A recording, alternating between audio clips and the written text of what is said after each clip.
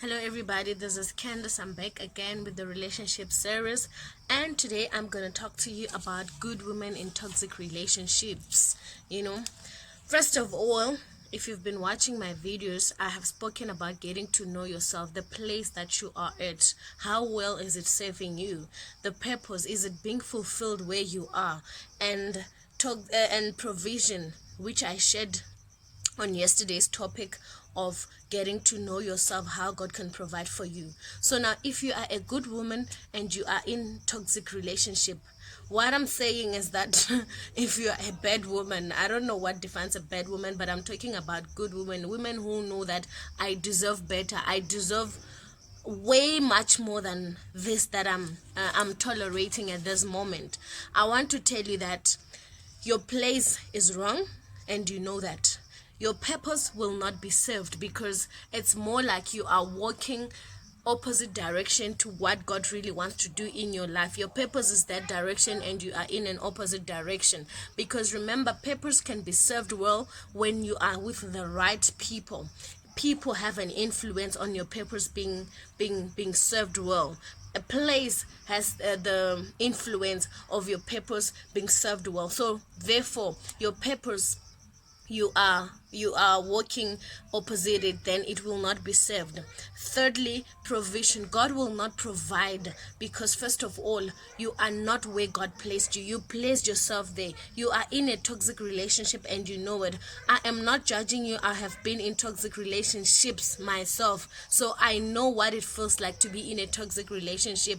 But it takes you to stand up and say, I have had enough. I need to do the right thing for myself. If you've got kids, I need to do the right thing for my kids. I mean, even if you don't have any kids, your family is in pain because of what you go through. They know. Some of them, you call them day and night crying, he beat me, he did this, he did that, he brought a woman in the house, and yet you are still there. It's like the one thing that they're just waiting for is like the day you die, that you'll have peace. And it's really unfair to those who love you. It's really unfair to yourself. So now, if you are in a toxic relationship, you are killing your purpose. Like I said, you are going the opposite direction to where God wants you to be. You are killing your peace because you definitely don't have that peace. Therefore, there is no joy in your life. Joy comes from God. Peace can be a decision, like you are where you are now because you have made that decision, and then you know it, that where you are is not the right place. So now, I don't know what's the reason that you are staying there. Be it property. There are people who are staying in abusive relationship because, oh no, I cannot leave this beautiful place. What about my kids? This is my kids' place, all those kind of things. Is it really worth it for your peace? If it means God now it's gonna take you away when you are 70, are you really willing to kill yourself? Sometimes you can lie all you want, but your face says it all, that you are happy or unhappy in a relationship, and you make people who are not married yet to question really if it's really worth it to be in marriage. And it's really not right. Some people are in those toxic relationships because of good sex. Like, seriously. Well, let me not get into details with that. Some people are in those relationships because of good love. He gets me that, he does everything, and he is not with you. He is emotionally absent. He just has sex with you because, well, you are my wife, or he feels like, oh, today I feel like it, or she feels like it. Really, it's not worth it. You deserve better. Some people, or most people, let me say, they are afraid to start all over. Oh my gosh, I'm gonna lose the property, I'm gonna miss the good life because where I come from, I have to go back to an RGP or whatever. It doesn't matter. Value yourself, value your inner person, and all it takes is just a step to say, I am tired, I'm enough with this, I need to start anew, I need to start feeling like I'm alive. Because honestly, you are not alive where you are. You are You are dead. I am saying this because as a human being, you were created by God. It was His purpose, His reason for you to be here. There are so many parents or so many people who wanted to have kids, but they couldn't have the child or the kids they wanted to, despite everything that they have done. So it is God who had acknowledged your parents and allowed them to have you, and this is what you accept as your life. And it is not right, because God, as a person, you are a spiritual being. This face that you see is just a house that covers the spirit. So you are killing the spirit. Hence, me saying you are dead is the body that's alive, but the spirit being is dead. So now I need to remind you this or know this. You know, I have been told this, and this was in a relationship I was once involved when I said, you know what, I have endured so much, I cannot go on like this. I deserve happiness, and this is the decision I'm making. And somebody told me that when two elephants fight, it is the grass that suffers, meaning that when adults are fighting, is the kids that suffers. So now I want to ask you, if you are in that relationship and you have kids or you have a child, what do you think it's the impact on that child? What do you think is going on in that child? Because definitely you don't discuss things in front of your child. And even if you don't fight in front of the child, the atmosphere that circulates in that space, it's what the child picks up. It's what affects the child. You were born alone, first of all, and you can be complete in your singleness. Some people have this thing of, marriage is a status and whatnot, but what does it serve you to be married in an unhappy marriage?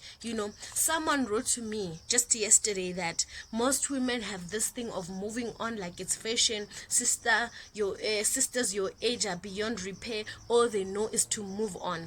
Let me remind you, somebody, if you have the mentality of this person, despite the intention or the atmosphere that he wrote out of this, is that if you have this kind of mental mindset, especially if you are in that toxic relationship, you are really not doing yourself any justice. I mean, yes, there are some people who just move on, like, they don't introspect or see, okay, I was the wrong one, this and that. But if you are in a toxic relationship and you are there, what's the purpose of you staying?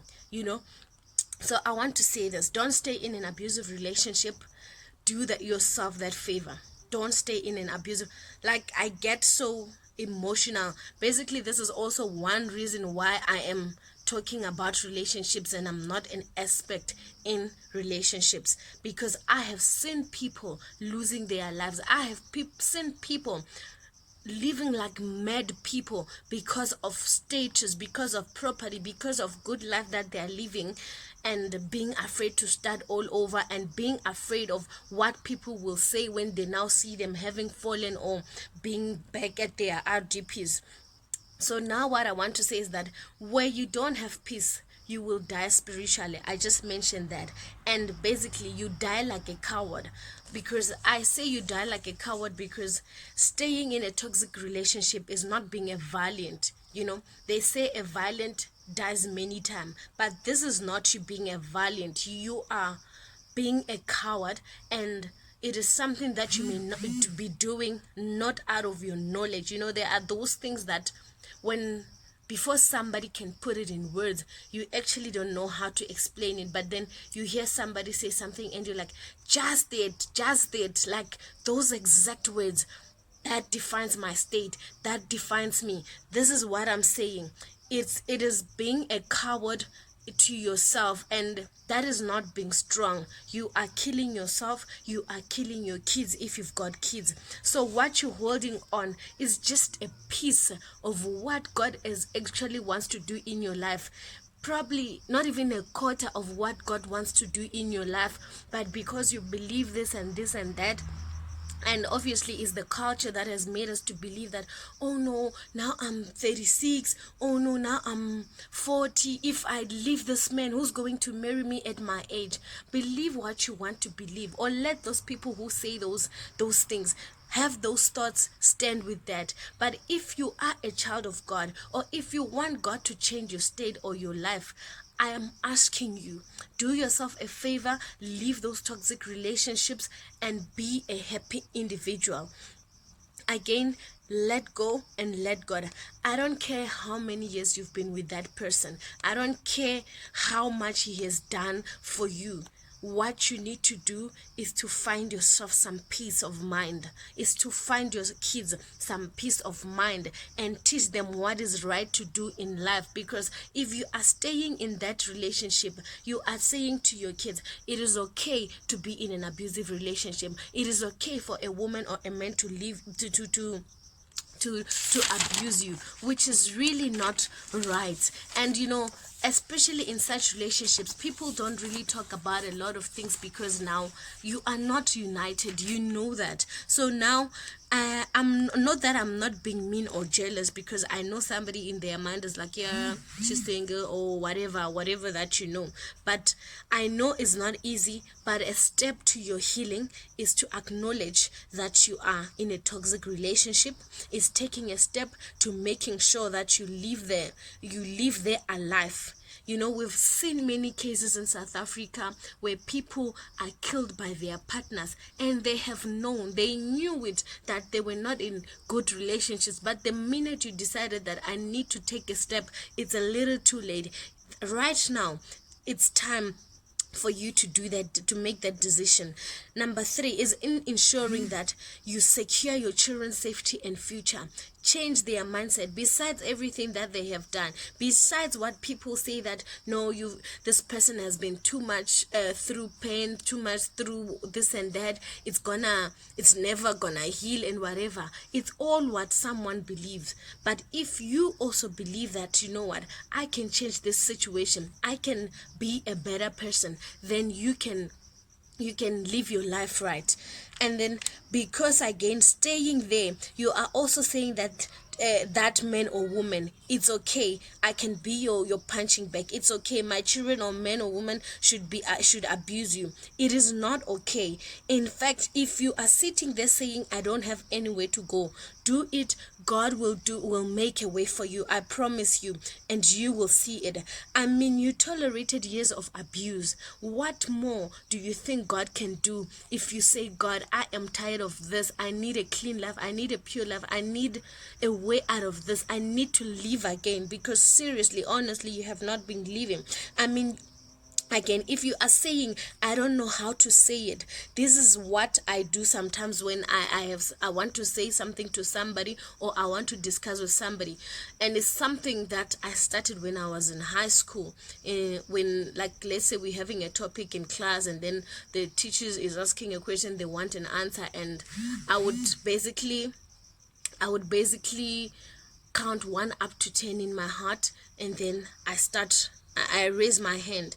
Initially, Vele, I would hear myself 1, 2, 3, 4, 5, 6, 10. I raise my hand. But before I knew it, before I even got to 10, my hand was up, and that is how I had also my confidence lifted up. The other part, what I'm saying here, it's also is that if you find that it is too hard, text him or her that we need to talk about 1, 2, 3, 4. The minute you mention what you need to talk about, if he's the kind of guy who would come to you and say, I saw you texted about 1, 2, 3, let's talk. Or if she's the kind of girl that would come to you and say, I saw this and that, let's talk, then you have no choice to lie.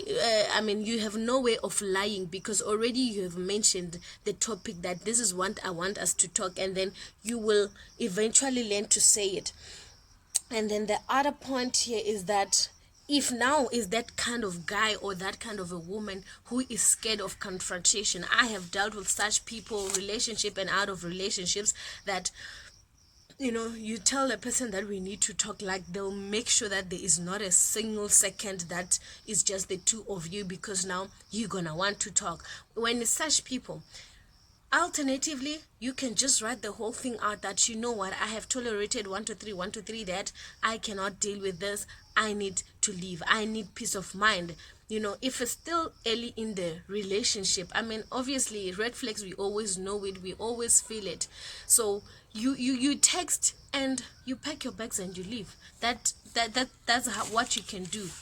I'm not saying it's simple, but I'm encouraging you, women, stay out of toxic relationships. Men also, stay out of toxic relationships. If you are in that relationship and she is calling the shots like there is no heaven after earth, I mean, honestly, do what is right for you. Stay out of toxic relationships. Thank you.